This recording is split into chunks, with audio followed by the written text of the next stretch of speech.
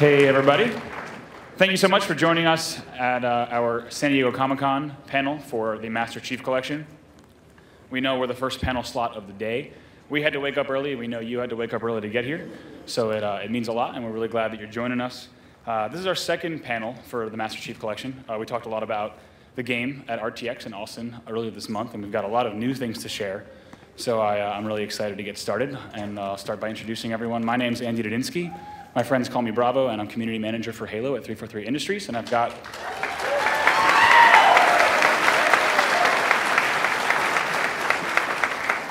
thank you very much. And we've got a lot of guys who can tell a lot about this project. So first up is going to be Dennis Rees. He's executive producer on Halo the Master Chief Collection and also served as lead producer on Halo Combat Evolved Anniversary. Next up is Max Hoberman, the original online and multiplayer design lead for Halo 2. Max is also president of Austin-based developer Certain Affinity. Next up is Frank Balson, who works at Blur Studio. He's a director there.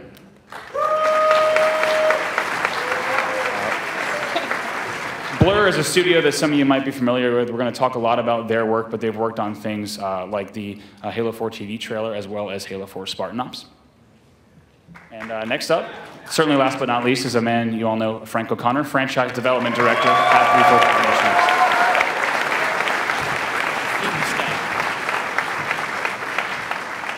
So as I was saying, we talked a lot about the Master Chief Collection, introducing the project, as well as introducing Halo 2 Anniversary specifically earlier this month. And what I'd like to do for anyone who might not have seen that panel is recap just a bit about the Master Chief Collection and how we're bringing all of these games together. So Dennis, would you like to speak a little bit about that?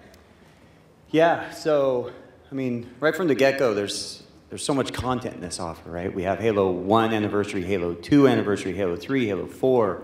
We have guaranteed access to the Halo 5 Guardians multiplayer beta, and Halo Nightfall, the digital series with Ridley Scott Productions. So there's so much content. And for us, we've just really wanted to make sure that we focus on making sure the games are easily accessible, and that we make sure that that nostalgic element of what Halo is can be remembered by all the fans and easily enjoyed. And then also try to add some sort of new elements to it. So, cool. You want to hop over to the build? What's that? Okay, good. Great, there we go. So we have our main menu up here. Excellent.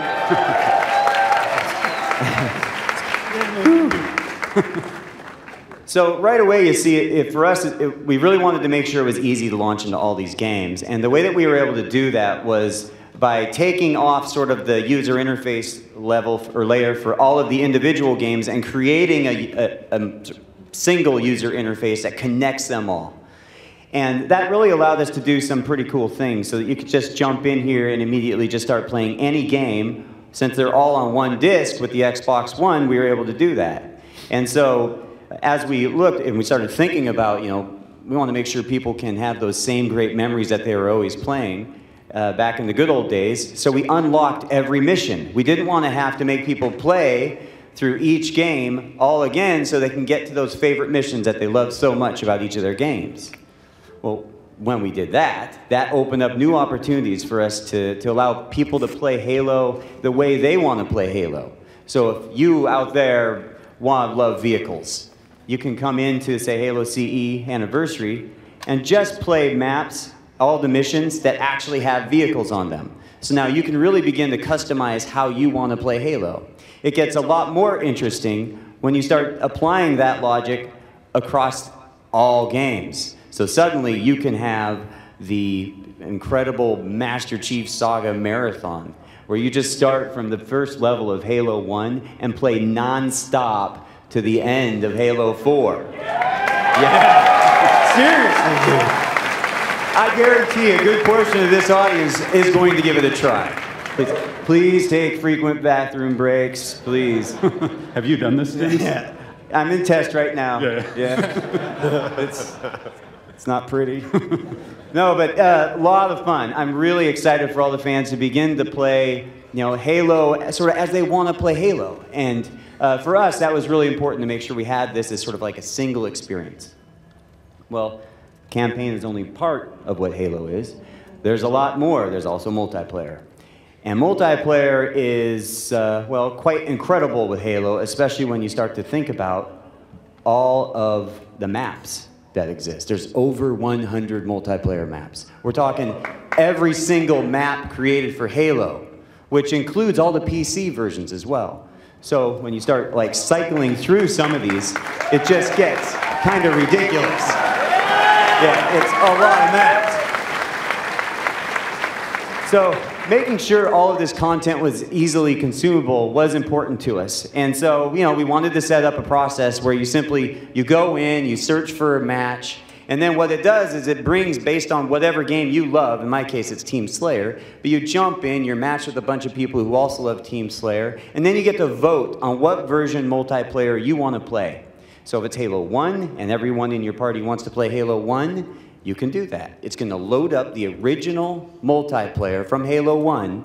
That's right, the original multiplayer from Halo 1, as it existed back then, never before able to play over Xbox Live until now on console. So this is pretty awesome, with all of those PC maps as well. Then you can do it. You can play Halo 1 multiplayer with all your friends. When you're done, you'll come out, and then you'll end up going back and selecting another version of multiplayer. It could be Halo 3 or Halo 2. And it's just a seamless experience. So it's a lot of fun. We think the fans are really going to enjoy it. And you know, we also had to make sure that we could do some other cool things, specifically around control schemes. One thing I know that Bravo loves, and made sure that I bring it up here, is the universal control scheme around Bumper Jumper. That's right, so finally you can actually enjoy Bumper Jumper for all of your favorite Halo games. And you can actually have that same control scheme one right after another. Yeah, so for us it was actually really exciting to just sort of create a unified experience. Yeah, let's talk a little bit about, like, really at the onset, when you looked at, as we mentioned, you're a lead producer for Halo Combat Evolved Anniversary as well. When you looked at that project and then looking ahead to Halo 2 Anniversary, what were some of those things right away that you knew that you wanted to do?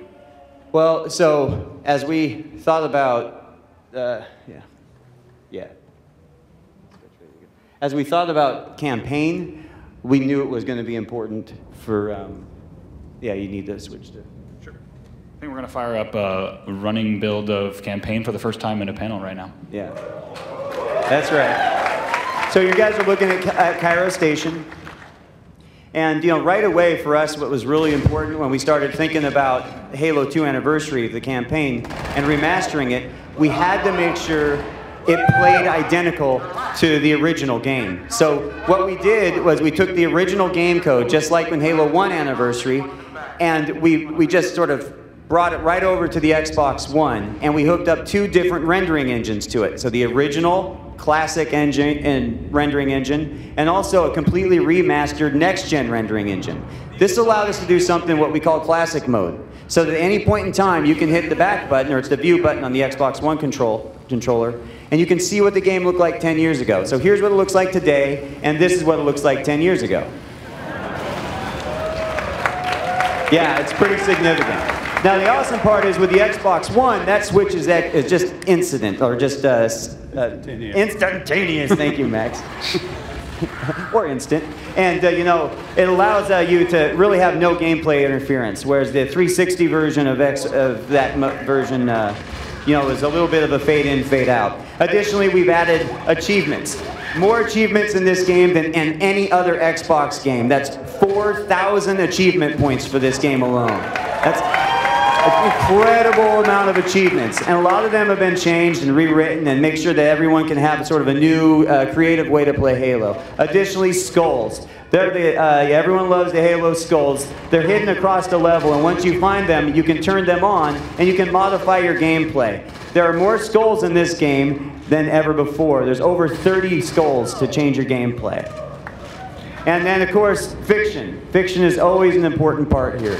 So we found only the best partners to work with, and we really wanted to make sure that we told the Halo 2 cinematic story in a very creative and you know, high quality way. And so we worked with Blur Studios. And so, yeah, we're really excited. We have Frank here on the panel to talk a little bit more about it. Yeah. Cool. Thank you, Dennis. Yeah.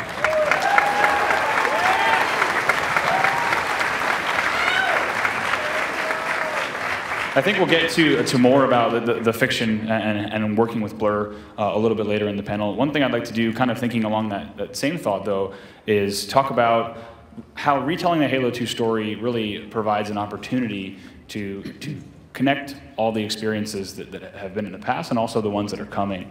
Frank, can you talk a little bit about some of the people in the room, I'm sure, caught the Halo Nightfall panel yesterday, and people as well, of course, excited about Halo 2 Anniversary and how that all of that even connects into Halo 5 Guardians. Yeah, so this is obviously the 10th anniversary of Halo 2. Yeah, I think you guys looking at the UI got some sense of just how much content is just in the game. But there's some stuff that we're adding to the story as well. We obviously have Halo Nightfall. The digital series comes when you buy Master Chief Collection. And what that does is introduce the character Locke, who some of you guys met yesterday. He's gonna play a significant role in Halo 5, so you're seeing his origin story in the Nightfall digital series, and that's kind of a character bridge. It's not a story bridge, but the guys at Blur, aside from remastering all the cinematics for Halo 2, are also creating some new cinematics. We call them bookends in the studio, but that does a disservice. It's going to be a bridging story that's going to connect. In a fairly significant way, the stories of the Master Chief Collection, and you think about that as the start of the Chief Saga, directly with events that are going to happen in Halo 5. And of course, you're going to get the Halo 5 multiplayer beta in that package as well. So in celebrating the 10th anniversary of Halo 2, we also get to span those stories and connect them all together in a really interesting and meaningful new way. So we're excited for you guys to see that in November. Well, thank you, Frank. I think another thing, of course, Dennis started to talk a little bit about it, and we talked some about it at RTX, but another huge part of the anniversary treatment is specifically that multiplayer treatment for Halo 2 Anniversary. And as we approach this 10-year anniversary, it's great to have Max Hoberman with us, not only as the original multiplayer and online design lead, but also as president of the studio that's helping bring Halo 2 Anniversary to life in a really big way. I'd like to start really at the beginning and talk a little bit about, I think anyone can chime in here. Frank, you joined the studio working on Halo, started working during Halo 2 development. And can you talk a little bit about just how big, I mean, Halo 2 was for multiplayer, how big Live was for Halo, and how big Halo was for Live? I think there's a lot there that we haven't talked about yet in the public, and I think it'd be really cool to start to tell that story. Yeah, when I started on Halo 2 in 2003, and at that point I was working in the industry, but I was basically just a Halo fan, and I think if we polled this audience and asked people how much time they'd spent on campaign, the answer with Halo 1 is going to be anywhere between 8 and whatever, hundreds of hours maybe. But if we ask how many hours you've spent on multiplayer, it's disproportionately more. So in my head. And I wasn't quite this naive, but at least in my head I thought, well, they have to have a fairly significant multiplayer department because it's more than half of your experience is playing multiplayer. And I got there, and it was 2 guys, one of whom was Max.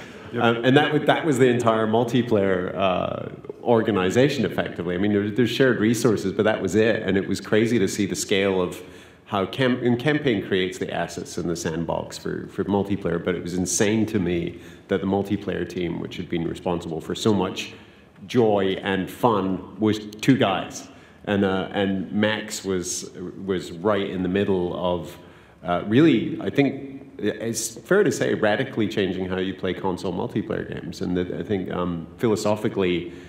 And Max had a really hard time trying to explain this because there's no context for it. So he'd be describing parties and matchmaking. We didn't really have context for it because everything was server lists, and we was playing Mech Assault on the Xbox, and you were sort of finding people manually. And so Max was making decisions that were going to change how Xbox Live itself functioned.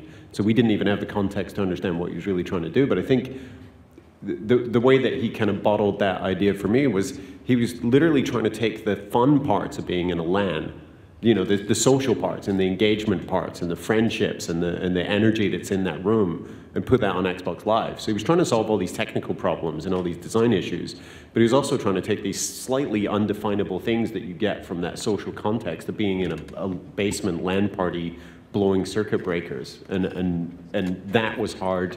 Until you were actually playing it, it was almost impossible to properly contextualize. Yeah, sure. Dennis and Max, I know you guys, Dennis, you have opportunity over the past few months working on this project to look at some of Max's design documents. You guys want to talk a little bit about those first goals of bringing... Yeah, it was great being in your office looking at some of the original Halo 2 design documents and kind of what you had to do to explain what a party was. Just the concept didn't even exist, so you had some really cool notes and stuff like that in there. I thought it was really awesome. Yeah, it was a fun time, and I think kind of to Frank's point, people forget that Xbox Live was so primitive at the time. We were really inventing things from the ground up. So just something as simple as having a friends list accessible in the game, that didn't exist. To check out a friends list, you had to actually exit out of the game back then. So it really started from the ground up, designing in the friends list. The driving philosophy, like Frank mentioned, was this idea of how do we take this great LAN party experience and how do we, take the best parts of this, take it online. You guys may have heard the term, which I think somebody coined it, Bungie, but the virtual couch, and that was kind of our shorthand for this LAN party experience. But yeah, it was tough. It was incredibly difficult to convey the vision for what this was going to be because it was so different. With parties and matchmaking, you can see up on the screen some of the features that we introduced in Halo 2. And this stuff, it was so hard to convey this vision because it was so radically different than what people are used to. People are used to a game server, just go find a server and then hope your friends can get on that server with you. And we were really kind of inverting that and flipping it on its head. And even within Bungie, it was incredibly contentious. There was a camp that said, no way in hell I'm not going to have a game server, and I want to choose exactly what map I'm going to play on. This matchmaking idea is not going to work, to put it politely. So yeah, it was fun times. It was quite challenging. You can see up there on the screen, grab this shot real quick, but there's the friends list. Before you had it on the guide button, and you had it in this kind of universal format. Had to dedicate a controller button for that sucker way back in the day. Nice. And we had clan support. We had trying to think what was interesting or what was really kind of contentious. I know matchmaking was a big deal. Yeah, I mean, even pregame, the fact that you had a pregame and postgame lobbies, right, where you could organize yourselves with friends and communicate against the people you just had. Of course, communicate very politely about the match that you had just played. And of course. There's a lot of things that I think many of us, when we were first playing Halo 2, certainly took for granted, right? Then we popped in this disc, and all of a sudden we were competing with people that we used to have to lug our Xboxes and TVs over with, as well as competing with people across the world. So I think a lot of that, when Dennis started to tell me around the end of our RTX panel, he's like, hey, Max has this community background where he wanted to create this social experience where it's easy to find matches. Matches are great. And it really starts to make sense when you think about the framework of Halo 2 and Xbox Live. Yeah, when I was working on the online features, I was to a certain extent, I was in a vacuum. I didn't really have a lot of direction. I did have a lot of community background. At Bungie, back pre-Halo days, I was responsible for managing the community for the Myth games online for BungieNet. So I had some experience, and I had some ideas, things I wanted to do, like parties was my own kind of crazy concoction. And then matchmaking was the one place where I actually felt like I got some creative direction from Jason Jones, actually, one of the co-founders of Bungie. And it was really interesting because his creative direction, when I kind of explained what we wanted to do with matchmaking, what Jason said to me is, all right, two things you need to be really careful about, two things you have to do. Number one is you have to make it so that it's like a candy machine. It's like, what do you mean? Every time, like a gumball machine, every time you put a quarter in, you get a piece of tasty candy. I'm like, okay, all right. And then number two, once you're in matchmaking, you need to make it easier to stay in than to get out. Make it easier to keep playing than to leave. So I took that as creative direction to heart and interpreted that, and that's why at the end of the match-made game, for instance, you stay in that group and another game automatically starts up. That cycle repeats itself automatically. That was my translation of his very odd creative direction. Thank you, Max. I think one thing that has become a tradition, and you guys should let me know if you'd be interested in this, but we've been revealing which maps we're remastering at each panel, and I think maybe we could do that again. Is that something you guys would like to see? Cool, Max.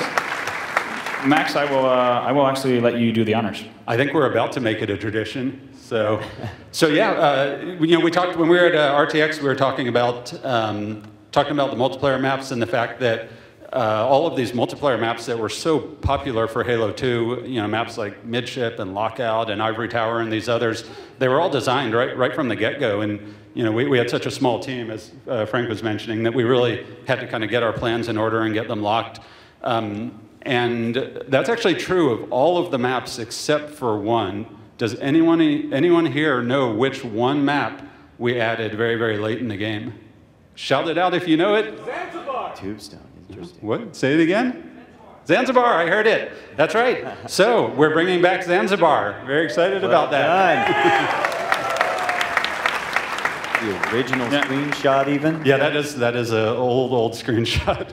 Yeah, that is an iconic shot. I think it's even a pre-release Halo 2 shot. But Max, we've got some concept art from your team back home showing off the new direction for Zanzibar in Halo 2 Anniversary. Yeah, so these are just some of our concept artists at Circufinity showing off some of these concept drawings, but you get a sense for what this thing will end up looking like.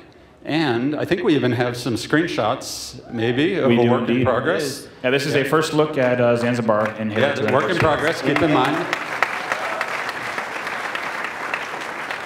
Keep going through these. We brought a handful of screenshots here, and the last one's my favorite, but... So yeah, and once you go inside the base, check this guy out. That's awesome. So it's super excited. Our artists are working hard to get this thing done, and it's looking amazing. It's just as fun as it always was, and I think you want to talk a little bit about this map? Yeah, I'd love to. Whenever you and I get in a room, I feel like we end up talking about the original designs and how they all came about. And as you mentioned, Zanzibar was not one of the maps that was designed from the onset, yet it added so much to Halo multiplayer.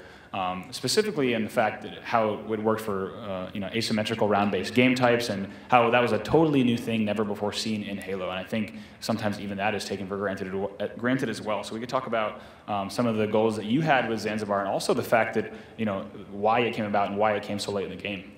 Yeah, we had all of our maps locked, and then I think the last E3, if I recall, before we released Halo 2.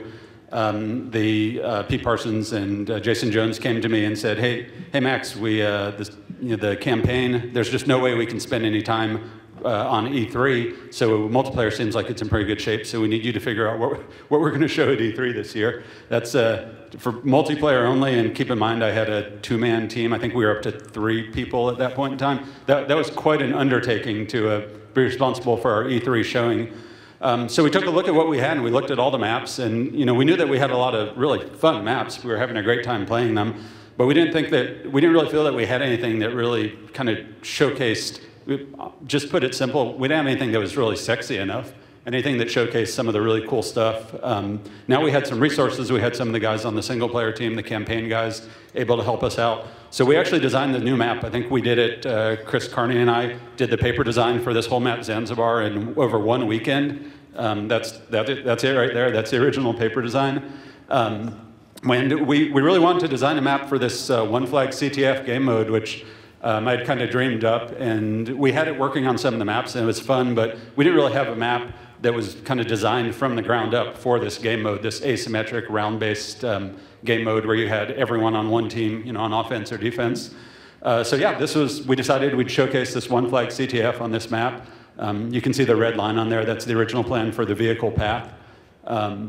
But yeah, that's actually remarkably close to what we ended up shipping, which is pretty cool. But we didn't really have a lot of time for iteration on this map, so we were just dove right in, straight into production, trying to make a small map that supports Team Slayer, always a priority, but also one flag CTF, and a map that supports infantry and vehicles in a really fun way.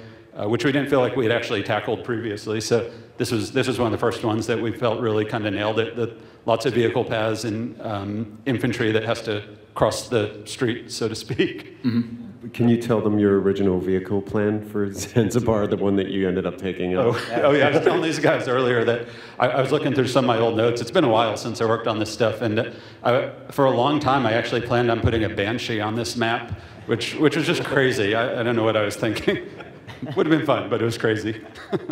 I think it's also cool if we could talk for just a second and some of the things you've told me about really the design influence, taking even a step further back of asymmetrical round-based game types and how that provided a new experience, and also how that tied directly into Zanzibar, with the temptations for leaving the base and how it was really just an entirely new way to play multiplayer. Yeah, there's kind of two things there. One is just kind of standard gameplay balance things. There's a lot of things we did on Zanzibar to, okay, we're going to design this asymmetric map with bases and people that can, hole up and sit around camping their flag with shotguns and rocket launchers and stuff. So we had to do things to try and counterbalance that. Things like put rocket ammo, for instance, out there. Entice the guy with the rocket launcher to come out of the base, risk his neck for some advantage. So there's a lot of that thinking that went into the map. But more broadly than that, with One Flag CTF, my mission on Halo 2 was really, a lot of fun, the fun of Halo multiplayer, but also really broad accessibility. And One Flag CTF was kind of born from that vision of, hey, if you only got 4 guys on a team, let's not split them up and have half of them on defense and half on offense. All right, let's get 4 guys all working together, coordinating with a single sole focus and objective. And that's just a lot more user-friendly, a lot more easy to understand and accessible. But that was our guiding light on Halo 2 in general. You can look at the matchmaking system and say, you push a button, you get a choice, a list of like 7 playlists or hoppers or whatever you call them, and pick one and go, and everything just happens really automatically. So, yeah, that was the guiding light on Halo 2. I think it worked out all right. I do too. Thank you, Max. Dennis mentioned earlier, talking a little bit about the work that Blur is doing. We have Frank joining us for the first time to talk about some of that. Frank and Dennis on the 343 side, at what point did we know that we really wanted to work with Blur when thinking about that anniversary treatment? After the launch of Halo Wars, when they did all of those pre-rendered cinematics, is pretty much, such high quality, and they were top on our list, the first people that we contacted when we knew we wanted to do this work. Yeah, absolutely. Awesome, cool. And Frank, do you want to talk a little bit about just the Frank and Frank? Talk a little bit about. You have to be. We put them next to each other on purpose to confuse everybody. Cool. You guys want to talk just a little bit about what this project entailed, right? The goals from the onset. So. You should go ahead. Okay. Frank. Of course, like the goals and like the challenges were really to try to take what was pre-existing, all the badass cinematics you guys had in Halo 2, and like, okay, how can we plus it, but still stay true to like the original game? And of course, you have like, all the new tech that we have today. We can do motion capture, we can do facial capture. Animation softwares have become great and everything, and even like cinematography-wise, like we can make it look really sexier. And that's what Blur is known for, making stuff blow up and chicks running around looking really good and all that kind of stuff. So that's what we wanted to try to inject into those cinematics and make, the action parts even more exciting and all the emotional moments like even more emotional. Yeah, right now on screen we have a few of the shots that I think some have been released and some have not. So while Frank is talking about a little bit of that, we'll show some of the assets from that you guys are working on. Badass Arbiter. Yeah, and this is it's a little bit unusual in that it's not a one-to-one recreation for obvious reasons of the original Halo 2 cinematics. You can still play the Halo 2 cinematics in their original form, but because these are obviously high-quality, high-definition video, you're going to have to make a choice before you start. You won't be able to switch like you can in classic mode. This was philosophically unusual in that we aren't doing a one-to-one recreation. This is really a treat. This is sort of a reward for enjoying the game for 10 years. It's our reward for making it. Oh, yeah. Tartarus. That's awesome. Yeah, that is cool. And also, Frank, if you think about like just the sheer amount of cinematics that were in Halo 2, right? There's quite a lot of footage there to cover. Oh yeah, no, for sure. This was like one of the big challenges. We have like close to like an hour footage in full HD and an insane amount of assets to wrangle. I mean, we have like close to like 60 different characters, 50 environments, 100 props and vehicles. And one of the things too is that it's like the whole Halo 2 story arc is very much based on the characters and how they interact together and dialogue. So one of the main things that we really wanted to focus on was, okay, how do we make it so that, well, all the humans and all the alien creatures just have those emotions, read on their faces. So that's why, we used, great actors and 2 different types of facial captures, one for the humans and one for the alien species. And I mean, from what I've been seeing so far, it's looking pretty cool. Oh yeah. Awesome. And Frank, from a story standpoint, I mean, I think one of the first things that I saw when this footage and these stills started coming into the studio, I think I speak for everyone when I say when we were just floored with how good everything looks. And one of the first things that I thought of was what this adds, in terms of storytelling and letting people really sink into the fiction. Yeah, I think, one other thing, we're looking at the visuals. We're also re-recording all the music with the Skywalker Orchestra in a slightly more modern surround mix. So there's a lot of fidelity being added to the whole experience. And I think, as Frank said, it wasn't just a case of making everything better. It was, there's more modern cinematography going on. There's different staging of the shots. So again, if you could switch back and forth between the two, you'd see radical differences, not just improvements. Right. And I think that it does a great credit to how enjoyable the original story is in how much it's lifted by that process. So I think that you get to enjoy the nostalgia of having loved that story, and you also get to recognize how far things have come technologically and artistically over the last decade. Yeah, I think we've got a making of video that, Frank, you and your team put together specifically for this panel. So this has not been shown anywhere else, and actually will not be shown anywhere else. So we're going to go ahead and move to that in just a moment, right here. It would be better with the music. It'd be good if we could get that house audio.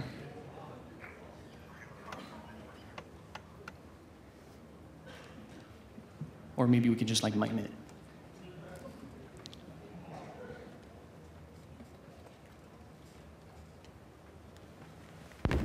Ooh. There we go. Boom. All right, let's give this a go. Round 2.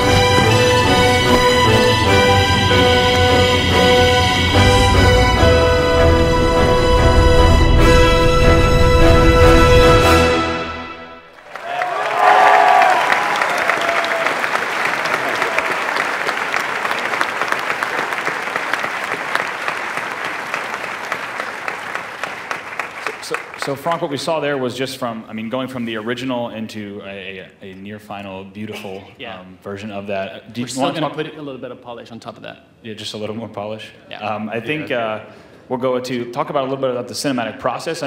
What we saw there was just a little bit, I'm sure, of what goes on behind the scenes, but there's quite a few steps to recreating, like you said, nearly a full hour of footage.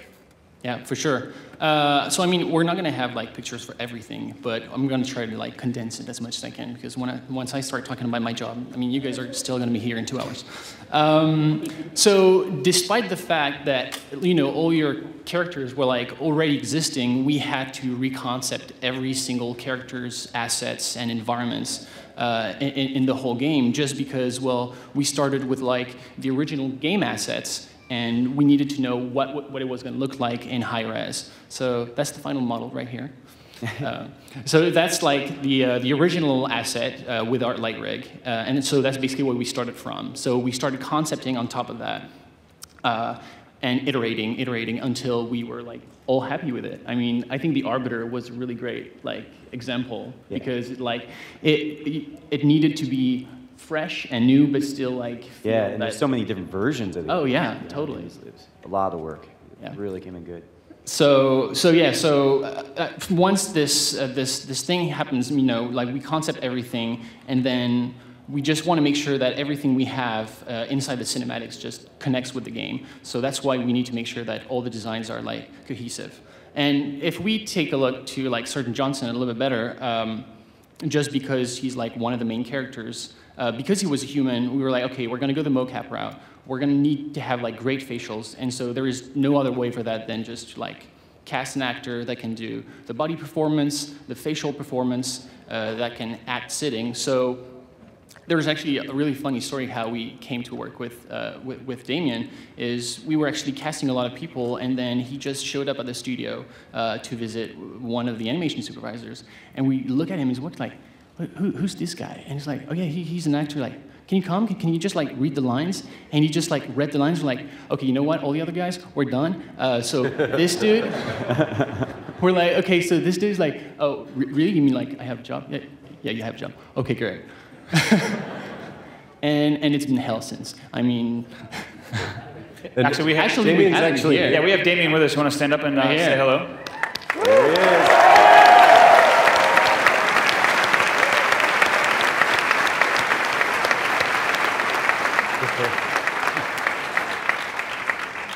I think, Frank, you were mentioning just that because you mentioned how about in Halo 2 it's so dialogue focused and emotion driven, and Sergeant Johnson probably maybe the person with the most expressions right in the game. Oh yes, especially in the face. Oh yeah, totally. And I mean, and Damien is extremely expressive. It was very painful to animate because he's so expressive. At first I was like, whoa, I didn't even know a face could do that. And we were like, you know what, we really like your face, we really like your hair and everything, so how about we just shave you completely? So that's what he had to do. He had to shave his little beard and all his hair in order to be able to do a scan of his face. So actually, this should be a video. We can get it to animate just like this. If it's, there you go.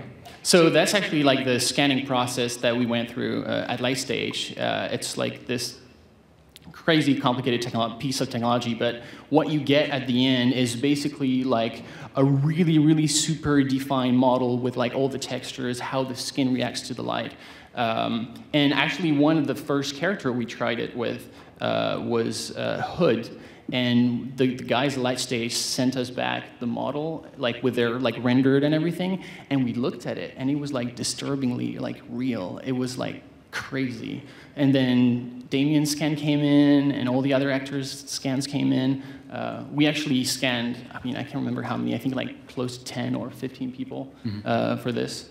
And so we're going to move on to the next one, which is basically once this has gone through like a lot of process, which is like modeling and modeling the rest of the body. I think this one doesn't have the hair yet, so basically it goes with like the hair, and we add like a little bit of a 5 o'clock shadow. And then once this is done, this is like kind of like a temp render to figure out, okay, is it too glossy, is it too reflective?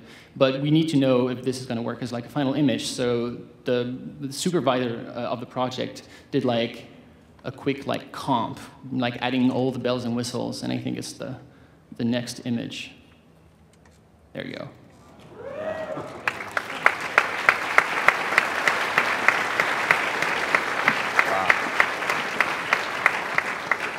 And we were like, oh, wow, that does look like Damien.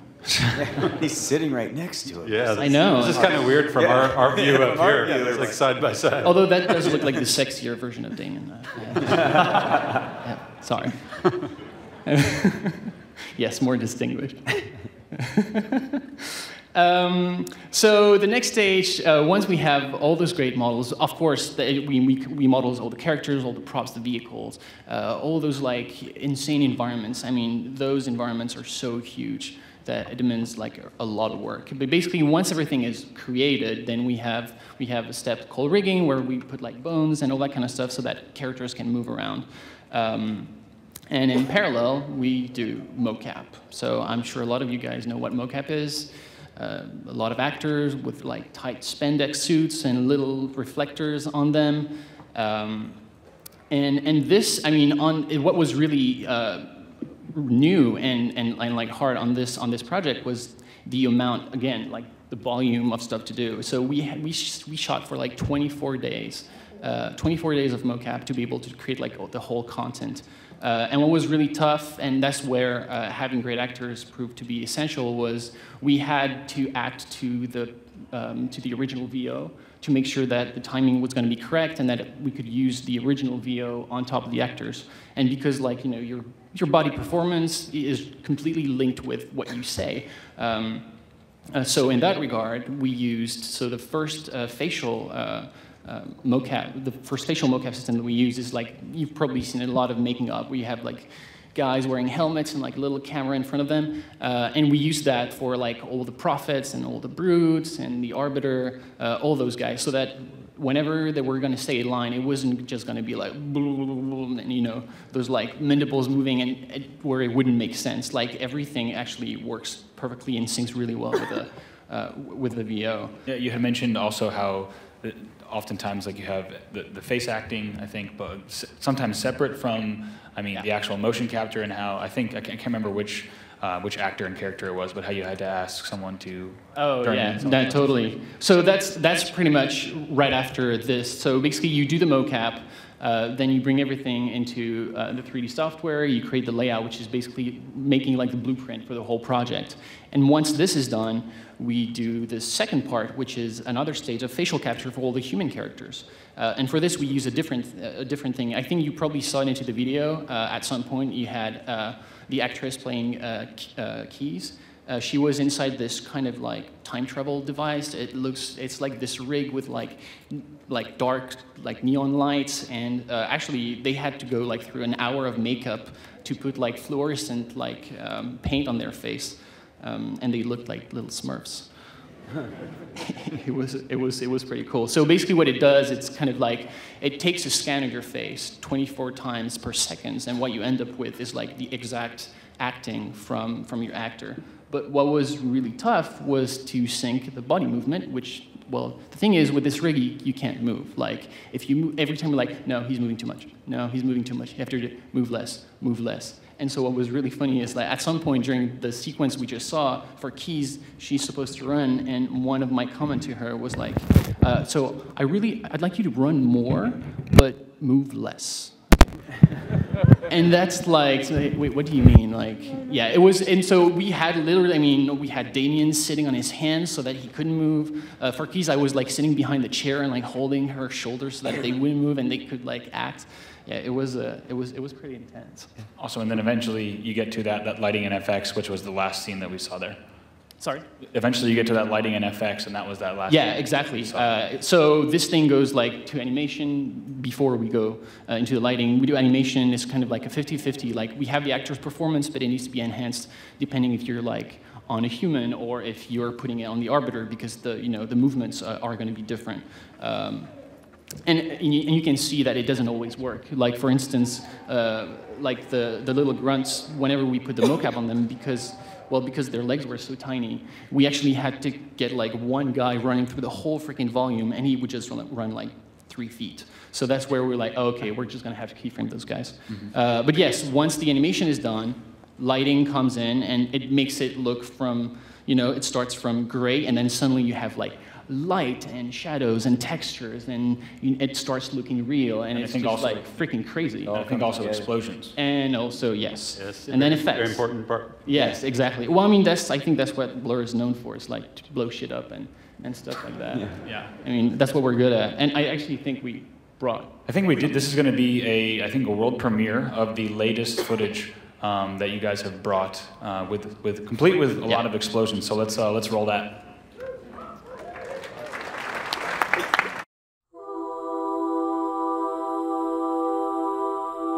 In the event of unexpected shutdown, the entire system will move to standby status. All remaining platforms are now ready for remote activation. Remote activation? From here? I must get inside. Then mount up, Orbit. Your pal, where's he going? Earth, to finish what we started.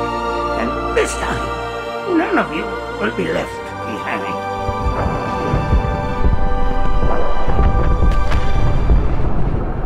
Don't make a girl a promise if you know you can't keep it.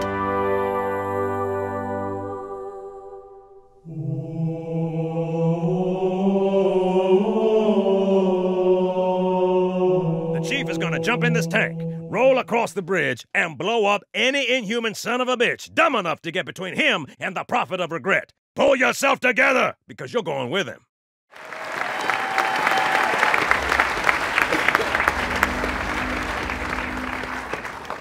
Awesome. Thank you, Frank. I think leading up to the launch of the Master Chief Collection and Halo 2 Anniversary, we'll have some more tidbits to share as we get closer. And of course, November 11th, everyone will be able to play through that campaign fully remastered.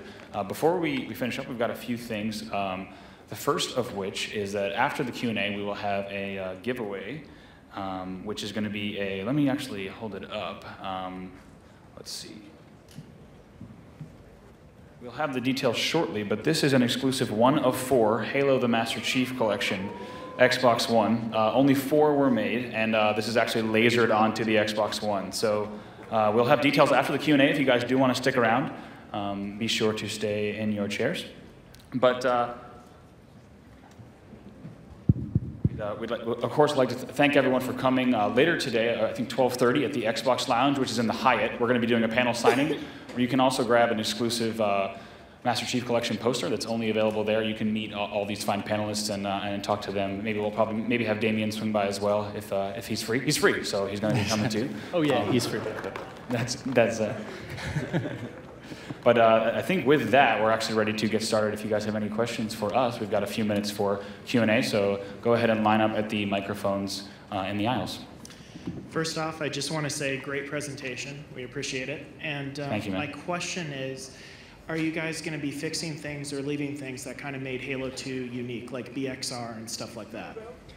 So, since we're using the original game code, a lot of those things will exist. So yeah, we don't want to fix them. We want it to play like it did, 10 years ago. So that's been one of the pillars. We're trying to keep as much as we can the same. Yeah, the one caveat I'd add is there's some differences that are forced on us, things like 16:9, the frame rate, and there will be things that introduce new layers of complexity into that. So we're, to Dennis's point, we're leaving the thing the way it's supposed to be, but there'll definitely be some sort of geometry changes and things that happen just as a result of the fidelity increase. Yeah, I think it's also worth pointing out, like if you are a fan of the way the game originally played, that's all available in the original multiplayer. But Halo 2 Anniversary will be running on a heavily modified engine, and things like BXR and stuff won't exist in Halo 2 Anniversary. So if you kind of like either flavor of gameplay, that's going to be waiting for you in the game. Hi there. I'm Serena Cortana, and I just wanted to thank all of you for all the work that you've done. I wouldn't be standing here today if it wasn't for you. I'm transgender, and through Halo, I found the support and guidance I needed and the friends to get me through. And by just sheer coincidence, I started hormones on the 12th anniversary of Halo 1. So I just wanted to thank you all. Thank you. Thank you. Thanks.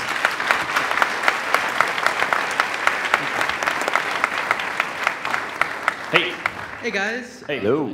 You guys are pretty cool, not gonna lie. I love everything you've done with Halo. It's tough ever. to disagree. It is. But I was gonna ask, because Halo 2's Collector's Edition was such a huge thing, is there going to be a Collector's Edition of this with maybe the helmet or something like that? We still have a lot of those helmets, so maybe we can put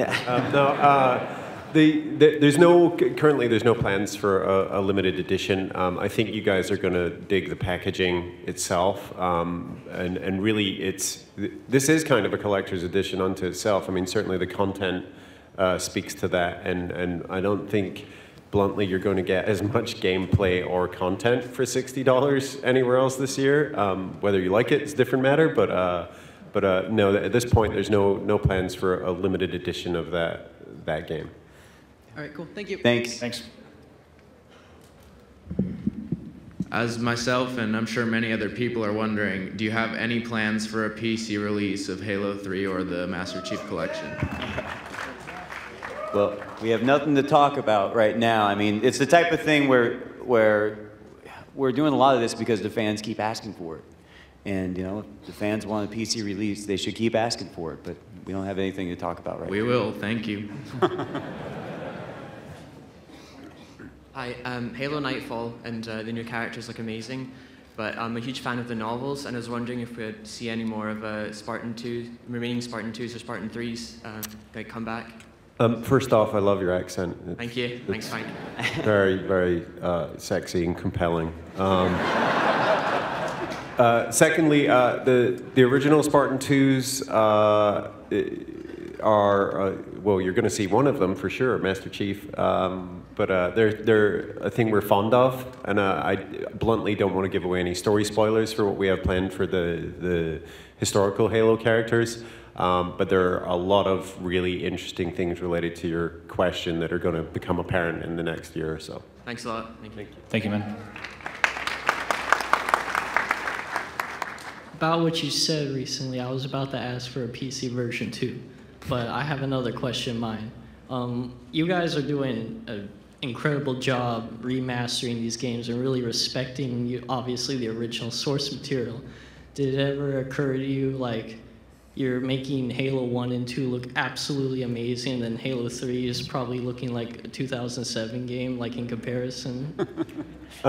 So I was playing Halo 3, the build that came in on Friday. Right before we left. And so, sure, it looks like the stuff that was built for the Xbox 360. But what I've noticed, especially with Halo 3 and Halo 4, is there's a lot of detail, and not just pixel detail. Like there's animation detail that's popping out at 60 frames a second that was built into the game that just was never demonstrated. And so I was in the jungle, the beginning level of Halo 3.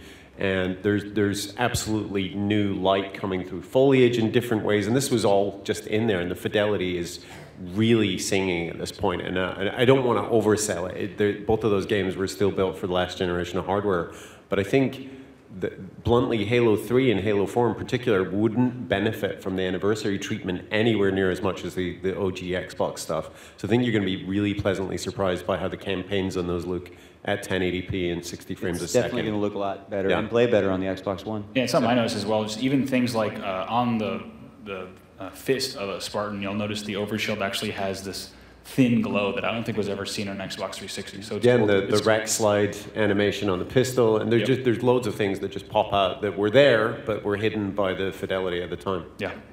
Cool. Thank you. Hey, thanks, guys. You said you're remastering or re-recording the soundtrack, and of course that's a huge part of the series. Everyone remembers, firing up Halo 1 and 2 the first time and hearing, da da da da da. I am tone deaf, but So, any chance of including an isolated score? So just turn down the TV, crank up the stereo, and enjoy that at all? Or? That is, it's certainly possible. It's not on the docket quite yet, but we've had that discussion internally as well, and we'd like to make it available as a standalone thing. But we just have to finish the game before we start worrying about the discrete components of it. Yeah, you'll hear a lot more about audio coming up soon as well, probably around Gamescom frame. Yeah. Okay, great. Thank you. Yeah. Thank you. I have a question about Halo 1 multiplayer. If you're bringing back the multiplayer as it was, Is the infinite ammo glitch still there? Because it seems very detrimental to the entire gameplay. Specifically the rocket infinite ammo glitch? Maybe. Yeah, I think there's a lot of things, like looking at, as Dennis started to speak to, and Dennis and Frank, you should chime in as well. There's a lot of things that are intricate to the gameplay. I think there's often you have to draw a line. You know, do you cut off back reloading and things, or what do you keep? So I think largely for Halo 1 and Halo 2, in classic mode, there's a goal to have the experiences play as they did. Yeah. So likely that would remain. If it's in the original code, we're trying not to touch that code, except to make sure that it runs and operates really well on the Xbox One. Yeah, but glitches like that. Yeah. I think this is it's a really weird question, because back in the Halo 2 days, for example, we tried to not expose, things like BXR and stuff, because they gave people an unfair advantage. I think our approach this time will be a little bit different and pretty opposite. And where there are things like fun glitches, we're going to try and explain how those work to people so that they're not in the dark. And there's like 5 jerks on the other team not telling them why they have infinite ammo. And so we'll be doing some education on some of those glitchy things. But I think that bluntly, that was a difficult conversation in the first place, because for every person who's irritated by it, there are like 5 people who love that stuff. And so we have to serve 2 different audiences as well as we can. So I think education is certainly going to be some of that process. All right, thank you. Thank you. I was wondering about in Halo 2 how you could use dual SMGs, and that was a really cool thing for me to do, just firing 500 bullets into somebody. But I was wondering if you would bring that back in like a later Halo game. Well, dual wielding is part of the Max's 6 remastered Halo 2 anniversary maps, and in a lot of ways it plays like, it does exactly play like a very modern version of Halo 2 with most of the Halo 2 functionality. So the answer is yes for that. And in the future, Halo 5 and beyond, there's currently no plans to put dual wielding in Halo 5, I'll tell you that. But it's not impossible in the future, but no plans at this time. Thank you. Thanks. Probably got time for a few more before we give away. Actually, I'm being told we have time for one more before we give away this console. Hey, you guys. Thanks again for everything you do. Halo is awesome. My question is, after the success of Combat Evolved Anniversary, when did you guys, maybe specifically you, Frank, when did you know that you wanted to take this concept of reviving the game beyond Halo 2, but to Halo 3 and Halo 4? When did you know that that was something you wanted to do? Bonnie Ross, who's hiding in the audience somewhere, lamented when we were working on Halo Anniversary that we couldn't put all the games on the Xbox 360. 2 of them were on the original Xbox. We were putting Anniversary on the 360. And having that whole collection and that whole experience of the Master Chief's story on one console would have been great. And so when the discussions about what we would put on the Master Chief collection came up, that was really the driving principle behind it, is put the entire story on one console. Not just so that people can go 1, 2, 3, 4 and then move on to 5, but so that they can finally have this thing that they've sort of grown up with all in one place and enjoy it, from one box at a higher fidelity than ever before. So really, the real answer is during Halo 1 Anniversary is when that was first discussed. Cool. Hey, thank you. I'd like to thank, of course, all of you for joining us this morning. I'd like to thank Comic-Con for having us. It's been great. I hope you guys enjoyed it.